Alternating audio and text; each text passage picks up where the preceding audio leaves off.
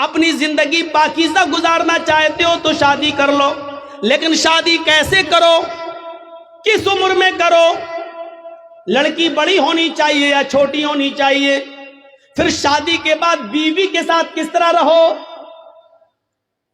مہر کتنا ہونا چاہیے، یہ تمام چیزیں بائبل بتانے سے خاموش ہے۔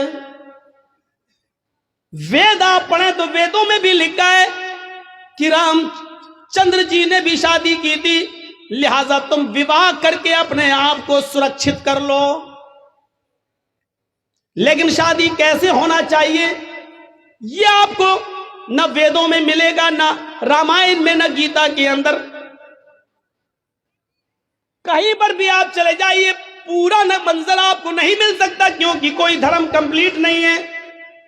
اسلام سے پوچھئے، محمد رسول اللہ سے سوال کیجئے کہ شادی کیسے کرنا چاہیے، تو اللہ کے نبی صلی اللہ علیہ وسلم کی شریعت جواب دے گی جیسے محمد رسول اللہ نے 25 سال کی عمر میں اپنی سے 15 سال بڑی حضرت خدیجہ کو اپنے نکاح میں لائے، یہ نہیں دے گا کہ یہ ہم سے عمر میں بڑی ہے اور اس کا پہلا شوہر طلاق دے چکا ہے یا انتقال کر چکا ہے، یہ بیوہ ہے، کسی کی شوہر مر گیا، یہ اس کے بعد کی بچی ہوئی بیوی ہے، اور خدیجہ کے 2 بچے بھی ہیں، ہم شادی کر لیں گے تو اس کو بھی سنبھالنا پڑے گا۔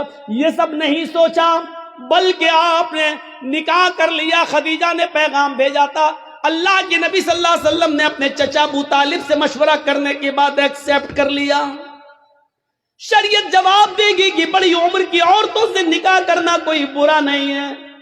پھر شریعت یہ بھی کہتی ہے، محمد رسول اللہ جواب دیں گے کہ میں نے عائشہ سے بھی نکاح کیا جو ہم سے عمر میں بہت چھوٹی ہیں، لہذا اگر کوئی چھوٹی عمر سے شادی کرنا چاہے تو چھوٹی عمر کی لڑکی سے بھی نکاح کیا جا سکتا ہے، اس میں کوئی برائی نہیں ہے۔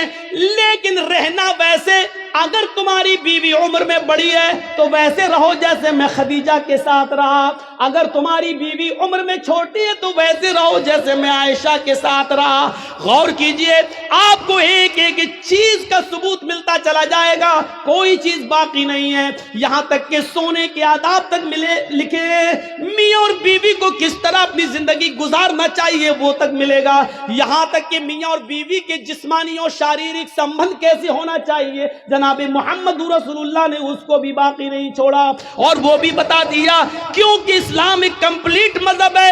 جیسے ماں اور باپ اپنے بچے کو انگلی پکڑ کے چلنا سکھاتے ہیں، ماں کے پیٹ سے بچہ پیشاب و پائخانہ کرنے کو، صاف کرنے کا طریقہ سیکھ کے نہیں آتا، وہ اپنے ماں اور باپ سے سیکھتا ہے، اسی طریقے سے محمد رسول اللہ نے بھی ہمیں انگلی پکڑ کے چلنا سکھایا ہے، سب کچھ بتا دیا ہے کہ تمہیں ایسا کرنا ہے، ایسا کرنا ہے، ایسا کرنا ہے، ایسا کرنا ہے۔ یہ کمپلیٹ مذہب ہے، کمپلیٹ مذہب ہے اسلام، اسی لیے اس کو مذہب کہا گیا ہے۔ باقی اور دوسرے مذہب جو ہیں وہ مذہب نہیں ہے، مذہب نہیں ہے، ازم ہے، ہندو ازم ہے، عیسائی ازم ہے، جین ازم ہے۔ ازم کا مطلب ہوتا ہے جس میں باؤنڈری نہ ہو، اور مذہب کا مطلب ہوتا ہے جس میں باؤنڈیشن ہو، جس میں باؤنڈیشن ہو۔ کچھ جانور حلال ہیں، کھا سکتے ہو، لیکن ہر جانور نہیں کھا سکتے ہو۔ چائے پی سکتے ہو، دودھ پی سکتے ہو، لیکن ہر پینے والی چیز نہیں پی سکتے ہو، شراب نہیں۔ اچھا مولانا شراب تو چھوڑو، بیڑی سگریٹ وہ بھی نہیں، ایک باؤنڈیشن ہے۔ مولانا اس پہ بول دیجئے، اس پہ بول دیں گے تو پھر کون بلائے گا، کیونکہ سارا معاملہ تو اسی پہ ٹکا ہوا ہے پورے اورنگ آباد کا۔ اب ٹکا ہے تو کوئی کیا کرے، لیکن اس کی وجہ سے کوئی حق بات بولنا چھوڑ دے، پھر فرق کیا رہ جائے گا، پھر بات کیا رہ جائے گی۔ میرے پیارے ساتھیوں، حق بات اگر آپ کے اور ہمارے خلاف جائے تو جانا چاہیے۔ مولانا کو باؤنڈیشن نہیں کرنا چاہیے، نہیں اس پہ نہیں بول سکتے، اس پہ بول سکتے، اس پہ نہیں، ہمیں اپنے آپ کو سدھارنا چاہیے۔ اسلام کو اپنی مرضی کے مطابق ہمیں اور آپ کو نہیں ڈھالنا ہے، بلکہ اسلام کے منشا کے مطابق ہمیں اور آپ کو چلنا چاہیے۔ یہ ہونا چاہیے اسلام، یہ ہونا چاہیے اسلام۔ تو میرے بھائیوں، یہ مکمل ایک مذہب ہے اسلام، کمپلیٹ ایک مذہب ہے اسلام۔ اس کے اندر اٹھنا، بیٹھنا، لیٹنا، سونا، جاگنا، کھانا، پینا، شادی بیاہ ہر چیز کا طریقہ آپ کو اس کے اندر ملے گا. شادی کا طریقہ کیا ہے؟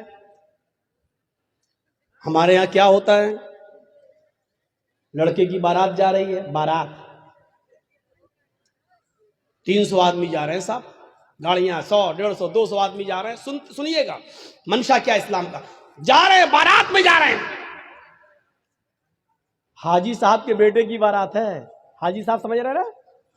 سعودی عرب گئے تھے حج کر کے، بہت سی ٹوپی ووپی لا کے سب کو بانٹا تھا انہوں نے. سعودیہ سے رومال بھی لائے تھے، ڈلا ہے لال رنگ کا رومال. حاجی صاحب نے شادی کے دن اوڑا ہے، بیٹے کی شادی ہے، داڑھی پہ ہاتھ پھیر رہے ہیں، منہ میں پان چل رہا ہے. جرجیت صاحب پوچھ رہے ہیں حاجی جی آج تو ماشاءاللہ جوان لگ رہے ہو، کیا بات ہے؟ چہرے پہ بڑی رونق ہے. بیٹے کی بارات جا رہی، میرے بیٹے کی بارات جا رہی. اچھا بارات کیا ہوتی ہے معلوم ہے؟ بارات، یہ بارات کا تصور کہاں سے آیا؟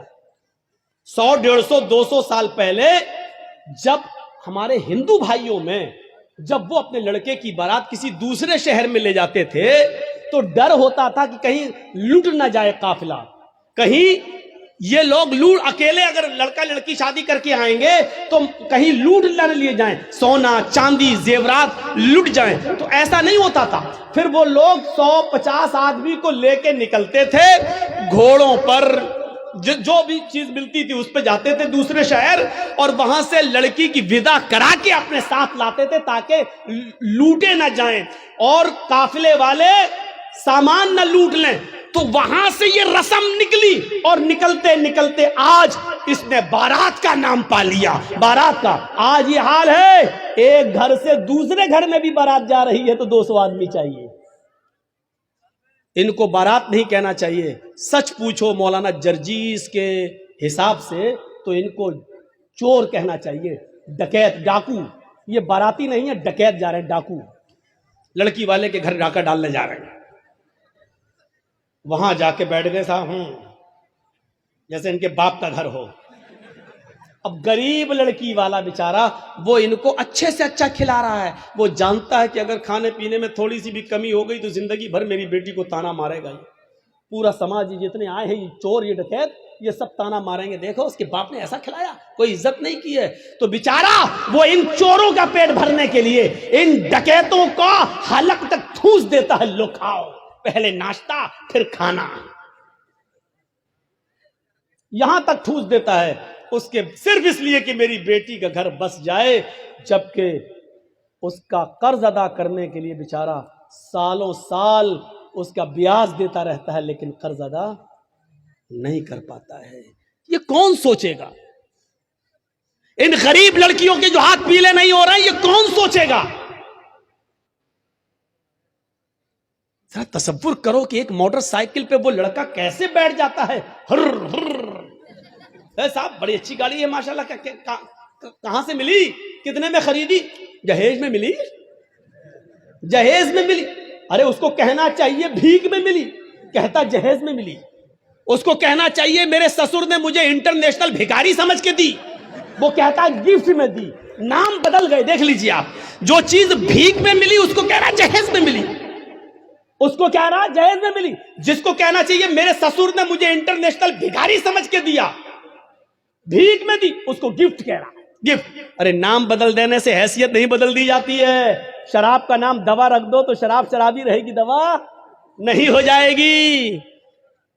مولانا جرجیس کی شیروانی اتار کر کسی سور کو پہنا دو تو کیا وہ سور مولانا جرجیس بن جائے گا؟